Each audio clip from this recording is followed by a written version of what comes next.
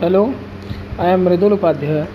Today we will discuss the sixth topic, that is dimensional and model analysis.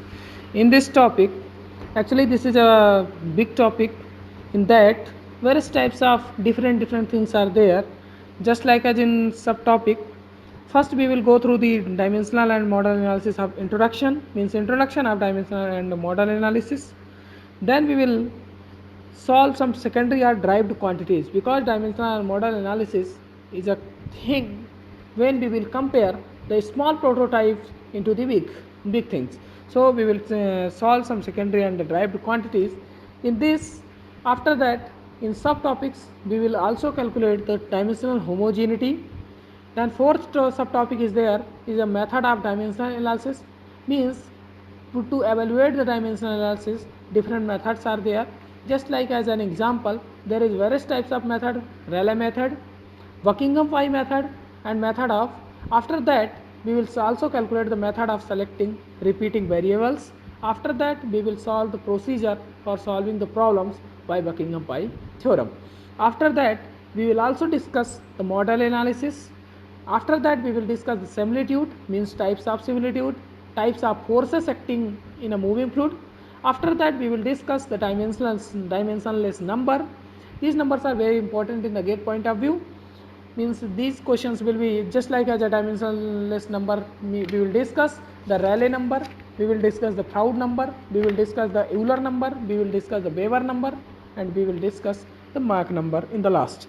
After that we will discuss the model law or similarity law. Model laws or similarity law. In model law or similarity law we will discuss the Reynolds model law, we will discuss the Froude model law, we will discuss the Euler model law, we will discuss the Weber model law, we will discuss the Mach model law, and in the last but not least, that is model testing of partially submerged bodies and classification of models. Just like as an example, in the classification of model we will discuss the undistorted model, distorted model, and scale ratio for the distorted model. So these are the highlights about the dimensional analysis, and in that topic there is a prior knowledge needed for that subtopic. Actually the dimensional analysis is a method of dimension, so you should have a knowledge about the dimensions, means what is length, what is mass, what is time, what is in, because you already have studied this in higher secondary in the mechanics and in the engineering, your graduation engineering also. So since the dimensional analysis is a method of dimensions, it is a mathematical technique used in the research work for design and for conducting model test. So actually the model analysis deals with the dimensions of physical quantities involved in the phenomena. So you should have a prior knowledge about the quantities which is measured by the comparison, which is made with respect to an arbitrarily fixed value, means it means that whatever it will be, just like as an example, length, mass, time are the three fixed dimensions which are used, which are the important in the fluid mechanics. So if we are talking about the prior knowledge needed for that topic, so you should keep in mind that the length, mass, time, and heat and temperature should be the fixed dimension, and you should have a clear idea about these fixed quantities. If we talk about the past gate questions and marks expected from that subtopic, only 2 or 3 marks questions can be asked in the gate examination, and this is very easy topic, and you will able to solve the gate questions from that topic. Time allocation for that topic is only 4 hours needed for the complete study, a thorough study of the dimensional and model analysis, and after that we will discuss the subtopics and a detailed analysis about the dimensional and model analysis. So in dimensional and model analysis we will go through the introduction. After that we will discuss the secondary and derived quantities. In secondary and derived quantities, actually the secondary and derived quantities are those quantities which possess more than one fundamental dimensions, means which have a more than one fundamental dimension, that is called secondary or derived quantities. So for example, velocity is denoted by distance per unit time, density is denoted by mass per unit volume, acceleration is denoted by the distance per unit square of the time. So these quantities carry the more than one fundamental quantities. So you should have a clear idea about the secondary or derived quantities. Secondary or derived quantities are various types, just like as example area, volume, velocity, angular velocity, acceleration, discharge, acceleration due to gravity, kinematic viscosity, some kinematic quantity. These are the kinematic quantity, and there is some dynamic quantities also, just like as example force, weight, density, specific weight, dynamic viscosity, pressure intensity, modulus of elasticity, surface tension, shear stress, work, energy, power, torque, momentum. So these are the derived quantities. So you should go through the secondary and derived quantities, evaluate it, explain the expression, and after that solve some numerical formula, symbols and dimensions also. So this is the clear idea about the secondary or derived quantities. After that we will discuss the high dimensional homogeneity. Actually the dimensional homogeneity means dimensions of each term in equation on both sides equal. It means that dimensions of each term on the both sides of an equation are the same equation. It's called dimensional homogeneous equation. So in the dimensional homogeneity, you should calculate the LHS value, you should calculate the RHS value, and equate these two. You will solve that dimensional homogeneity. After that we will discuss the method of dimensional analysis. Means there is various types of methods which can be used for the dimensional analysis.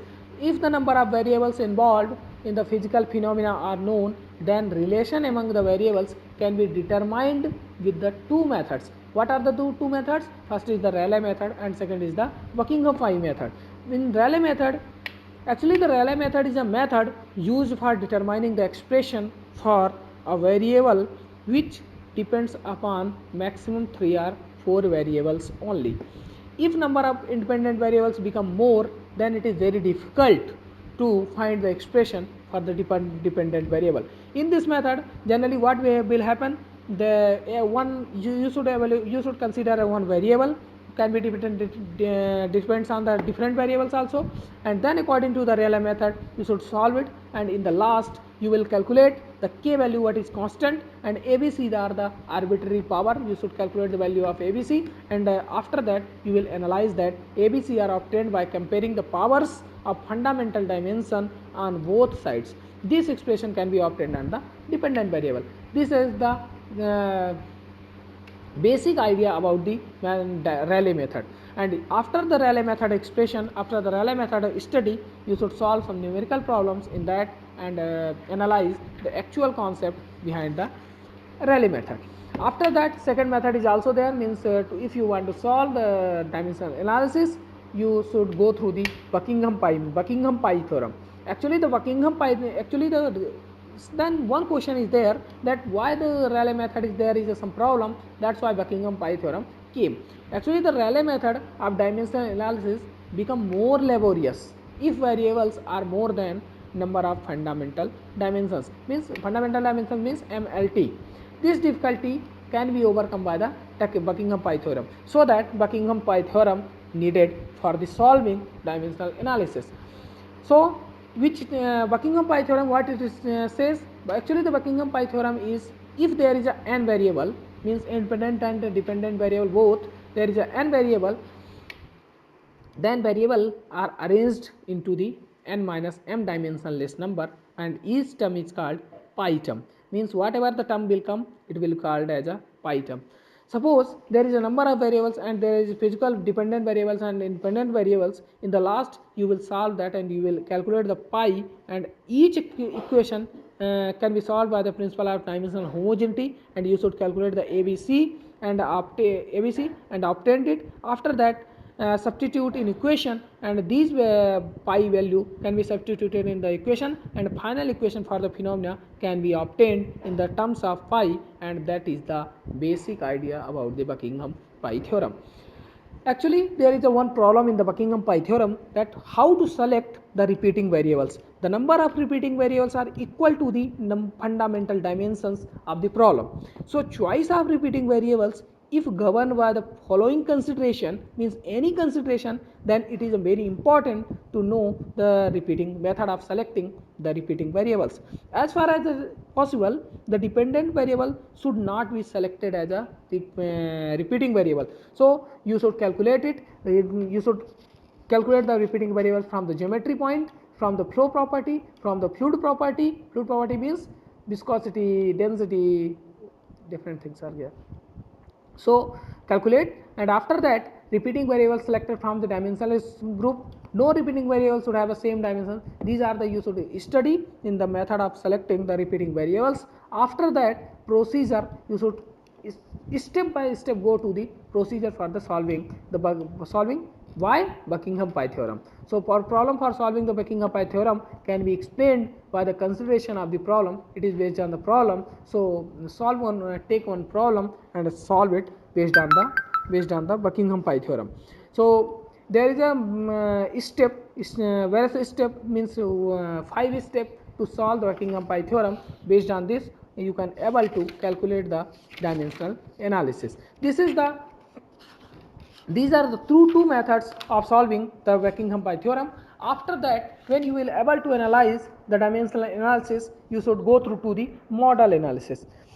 Actually, why we go to the model analysis? Means there is a one question, because gate paper setter generally put their attention on the model analysis, means requirement of model analysis for predicting the performance of hydraulic structures such like as a dams, spillways, etc. or hydraulic machines such as turbines, pumps, etc. Before actually constructing or manufacturing, models of the structure or machines are made and tests are performed on them to obtain the desired information. So you should have a clear idea about the model. What a model means, you should know about the model. Means model, if model is a small scale replica of the actual structure or machine, the actual structure or machine is called the prototype. It means that prototype is a big thing and model is a very small thing. So in model analysis there is a huge topic and very interesting topic. It is a practical problem. Means ship, suppose there is a one big ship, so how can you imagine that what test can be performed in such a large big? So you should prepare some model, and in the model you should perform some test. So reason behind the dimensional, actually one can ask that the advantage of dimensional or model analysis, means why it is advantageous. So performance of hydraulic structure or hydraulic machine can be easily predicted, so that's why in advance from its model, so that model is a necessary for this. With the help of dimensional analysis, relation between the variables influencing a flow problem in the terms of dimensionless parameter can be obtained. So keep in mind these topics, these points, and go to the model analysis. So one more topic is there, similitude types or similarities. Similitude types or similarities. Similitude, actually the similitude is defined or can be said as a similarity between the model and prototype. You know very well model, you know very well prototype. In the class you will analyze that what is the similarity in the prototype and model. So actually there is a subtopics in there, means in similarities there is a 3 topics, means geometric similarity, kinematic similarity, and dynamic similarity. And in geometric similarity you should have a clear idea about the model and prototype. It means you should have a clear idea about the length, you should have a clear idea about the diameter, you should have a clear idea about the volume, you should have a clear idea about the breadth of model, and you should have a clear idea about the area of model. And after that you will calculate the scale ratio, and in the last area or volume ratio you can able to calculate the geometric similarity. In the same phenomena you should have a clear idea about the kinematic similarity also. Kinematic similarity, in that you should understand the similarity of motion between the model and prototype. And kinematic similarity can be said as a model and prototype if ratios are the velocity and acceleration. So you should have a clear idea about the kinematics, and after that you should know about the velocity of fluid at various points of the prototype, velocity of fluid at in model, and after that you should calculate the velocity ratio or the acceleration ratio. And the third, that is similitude or similarities, similitude types or similarities, you should have a clear idea about the dynamic similarity also. Means dynamic similarity means forces between the model and prototype. So then if it is exists between the model and prototype, if ratios of the corresponding forces acting at the corresponding points are equal, it means you should know about the directions also of the dynamic similarity. It means yes, so you should have a clear idea about the inertia force at a point in a prototype. You should have a clear idea about the viscous force at a point. You should have a clear idea about the gravity force. In the class, you will analyze what is inertia force, what is viscous force, what is gravity force, and what is the dynamic similarity. This is a general overview of the subtopics in there. After that, you should go to the types of forces acting in the moving fluid. Means there is a various types of fluid. Various types of fluid means various types of forces. Suppose that there is a if model and prototype dimensional analysis you are doing, then inertia force will come, viscous force will come, gravity force will come, pressure force will come, surface tension force will come, elastic force will come. So you should know about the inertia force. What is inertia force? That is the mass and acceleration of the fluid particle and acts in the direction opposite to the direction of acceleration. So go to the problem and go to the physical significance of the inertia problem, then you will analyze that what is inertia force. After that, you should have a clear idea about the viscous force also. Actually, the viscous force is equal to the shear stress due to viscosity and surface area of the flow. So it is present in the flow problem where viscosity is having an important role to play. So keep in mind that what is viscous force. After that, you should also calculate the gravity force. It is equal to the product of mass and acceleration due to gravity of the following fluid. It is present in case of open surface flow. So calculate the viscous force also, viscous and gravity force also. In the same thing, you should also have a clear idea about the pressure force, which can be expressed as a pressure intensity and cross section area. So you should calculate it in the pipe flow. After that, you should have a clear idea about the surface tension force also. Actually, the surface tension force is the product of surface tension and length of the surface of the flowing fluid. So you should have a clear idea about the surface tension also and length of the surface also for calculating the surface tension force. In the last but not least, elastic force. You should know about the elastic force. Actually, the elastic forces is the equal to the product of elastic stress and area of the flowing fluid. So if for a flowing fluid, the above mentioned forces can be may be present or may not be present. So these keep in mind that the forces which are present in the fluid flow problem are not equal to the magnitude. These are always one or two forces which dominate the other forces.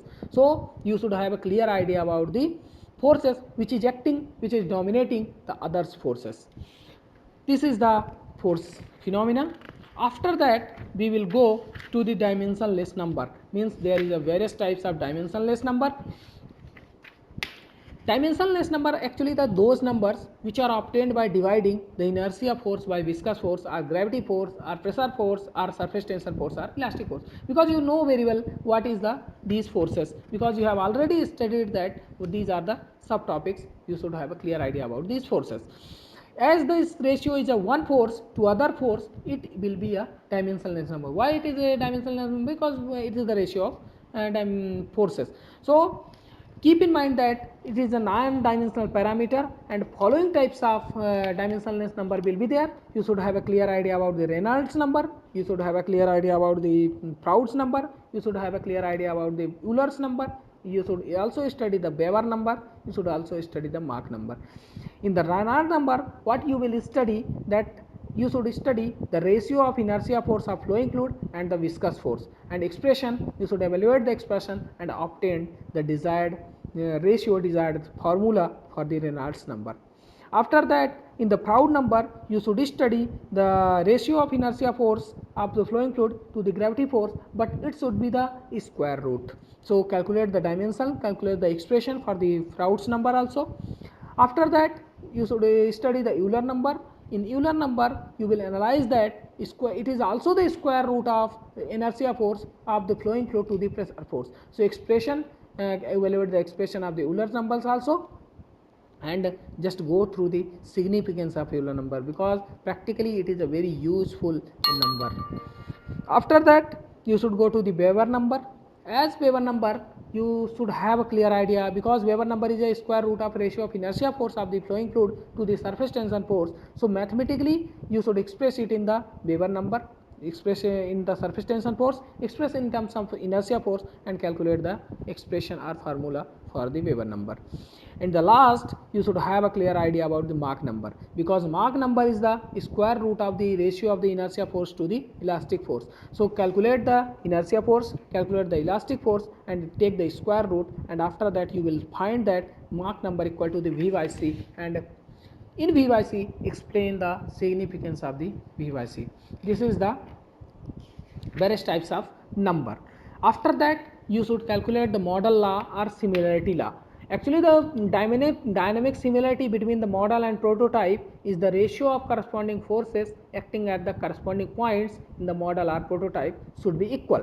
So in that topic you should have a clear idea about the ratio of the forces or dimensionless number. You should also know about the dynamic similarity between the model and prototype. You should know the dimensionless number should be same for model and prototype, and it is quite difficult to satisfy all the condition that all the dimensionless number are same for the model and prototype. Hence model you should design it on the basis of the ratio of force which is dominating the phenomena. So don't worry about it, just calculate the Reynolds model law, Proud model law, Euler model law, Weber model law, and Mach model law.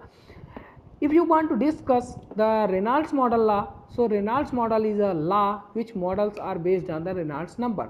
So where it can be used? It can be used in a pipe flow, it can be used in the resistance experienced by submarine, airplane, and fully immersed body. So you should have a clear idea about when you know about the Reynolds number, then you should calculate the Reynolds model law, and when you know about the Reynolds model law, then you should calculate in the practical problem, means in the submarines, in the airplanes, in the fully immersed bodies, then you will analyze that what is Reynolds model law. In the same phenomena, in the same manner, you can also go to the Proud's model law. Means if Proud model's law which is based on the Proud's number, so for dynamic similarity between the model and prototype, Proud number for both of them should be equal, and means Proud model law is applicable when gravity force is the only predominant force which controls the flow in addition to the force of inertia. So you should have a clear idea about the free surface flow such as over spillways, weirs, slices, channels. Proud models law can be used. Proud model law can also be used for the flow of jet from the orifice as nozzle. Proud model law can also be practically can be seen on the waves are likely to be formed on the surface. Proud model law can also be used where the fluids of different densities flow over one another. So calculate it on the basis of velocity, length, acceleration due to gravity for the prototype, and after that you should calculate the scale ratio for the time, scale ratio for the acceleration, scale ratio for the discharge, scale ratio for the force, scale ratio for the pressure intensity, and scale ratio for the work, energy, torque, and momentum. After that you should also calculate the scale ratio for the power. These are the important topics. Go through the detailed study of these scales ratio. After that you should also calculate the Euler's model law. Actually the Euler's model law which is designed on the Euler's number. So for dynamic similarity between the model and prototype, Euler's model can be used, and Euler's number for the model and prototype should be equal. So in Euler's model law you should have a clear idea about the pressure forces, you should have a clear idea about the inertia forces, because the pressure forces are the predominant forces, so that you should know about the pressure forces dominating in each type. Euler's model law can also be applied in the fluid flow problem where the flow is taking place in the closed pipe in which turbulence is fully developed, so that viscous forces are negligible and the gravity forces and the surface tension forces is absent. This law is also used where the phenomena of cavitation takes place. So if you want to know about the cavitation, you should have a clear idea about the Euler's model law. After that you should have a clear idea about the Weber model law. Actually the Weber model law is the ratio of a square root of inertia force to the surface tension force. So Weber model law can be obtained by equating the Weber number for the model and Weber number for the prototype. Hence, according to law, this law is very useful for the capillary rise in the narrow passage. So, you should study it. You should also study the capillary movement of water in the soil, capillary waves in the channel, capillary flow over the wears for small heads. After that, you will study the Mach model law. Mach model law means model law which models are designed on the Mach number. So, actually the Mach number is the ratio of square root of inertia force to the elastic force. So, for obtaining the prototype or model analysis, Mach number, you should equate the Mach number of model and prototype. So, according to this law, you should calculate the supersonic speed, you should know about the aerodynamic testing, you should also calculate the underwater testing of torpedoes, and you should also know about the water hammer problem. So, water hammer, for calculating the water hammer problems, you should know about the Mach model law. These are the application. Go through these application, you can definitely able to succeed in the GATE examination. In the last, model testing for the partially or submerged bodies. Actually, the partially or submerged bodies means ship model. Because ship is a partially submerged body in the water tunnel. So, in order to find the drag forces, because you should know about the drag forces also for more submerged bodies, which is a drag force, because it is a resistance experienced by the ship. So, drag experienced by the ship. For knowing the drag experience by the ship, you should have a clear idea about the wave resistance, means which is the resistance offered by the waves on the free sea surface, and you should have a clear idea about the friction or viscous resistance which is offered by water on the surface of the contact of the ship with water. So, in that case, three forces, namely resistance, inertia, gravity and viscous forces are present. So, you should calculate these forces. Then, for dynamic similarity between the model and prototype, you should calculate the Reynolds number, you should calculate the Froude number, take into account, and it means that Reynolds model and Froude model law should be applicable here. After that, calculate the model similarity, dynamic similarity between the model and prototype, and to overcome this difficulty will not exist. So, because it will not exist, so overcome this difficulty, you should suggest some, I will suggest some more law about this, that is Williams-Froude law for the ship testing of the model. So, calculate the total resistance experienced by the ship, calculate the frictional resistance, and tested by Town. After the total resistance, you should calculate the resistance experienced by the ship for the following length. This is the similarity or model testing for the submerged bodies. After that, you should know about the classification of model. Means there is a various types of model. Just like in the classification of models are classified based on the undistorted model and distorted model. For undistorted model, you should have a clear idea about those models which are geometrically similar to their prototypes, or in other words, scale ratio for the linear dimensions of the model and its prototype in the same. So, if you want to discuss the undistorted model, behavior of prototype can be you should predict from the result of undistorted model.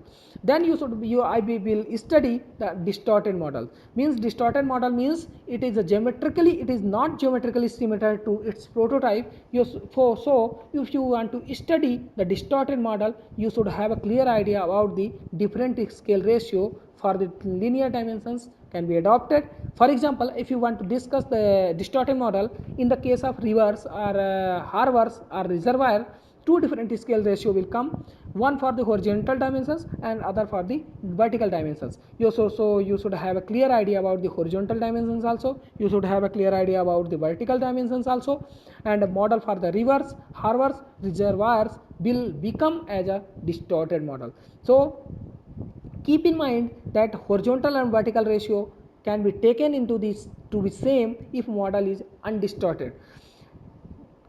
Actually, you should have a clear idea about the advantage between the distorted and undistorted models, and vertical, you should have a clear idea about the vertical dimensions of the model can be measured, cost of model can be reduced, in the distorted model and turbulence in the can be reduced. So you should know about this some advantage of the distorted model comparison to the undistorted model. You should have a clear idea about the scale ratio for the distorted model also. Means scale ratio means the in the horizontal dimension, scale ratio for the vertical dimensions. You should have a clear idea about the scale ratio for the velocity. You should have a clear idea about the scale ratio of the area of the flow. You should have a clear idea about the scale ratio for the discharge. So these are the subtopics in the dimensional analysis. After that, generally the GATE paper setter choose model analysis and dimensional analysis in the two or in the filling means blanking portion, means they will give the question and they will not provide any uh, choices in that. So in dimensional analysis you should have a clear in the last in the summary you should have a clear idea about the dimensions, you should have a clear idea about the Rayleigh method and Buckingham Pi theorem, you should have a clear idea about the model analysis, you should have a clear idea about the geometric similarity, kinematic similarity and dynamic similarity, you should have a clear idea about the Reynolds number, you should have a clear idea about the Proud's Euler's Mach number, you should have a clear idea about the Reynolds model law, Proud model law, Euler model law, Weber model law and Mach model law. In the last, you should have a clear idea about the drag experienced by the SIP model. You should have a clear idea about the distorted and undistorted model, and these are the subtopics in the dimensional analysis. Prepare some class notes on the classes and go to the problem of the dimensional and model analysis. Definitely, you will able to succeed it.